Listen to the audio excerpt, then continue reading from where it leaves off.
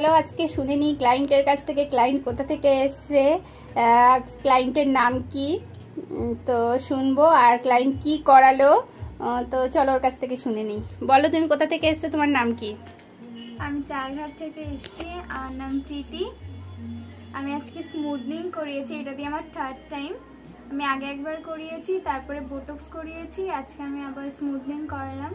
তো আমার খুবই ভালো লাগলো। আমি এখানে 4 বছর ধরে আসি, যেদিন দিয়ে দিদি ওপেনিং করেছে সে তখন দিয়ে আমি এখানে আসি।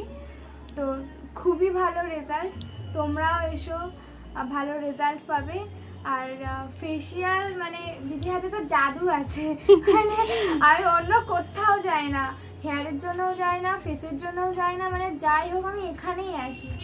এত এত চারিদিকে তো অফার চলে, আমি তাও কোথাও যাই না। আমার বিশ্বাস হয় না, আমার ভালোও লাগে না, আমার এখানেই আসি, আমার এখানেরই কাজ ভালো লাগে, ওই জন্য আমি 2 দিন পরে হলো আমি এখানেই আসি। Thank you. তো আজকে কাজ করিয়ে ভালো লেগেছে তো? খুবই ভালো লেগেছে।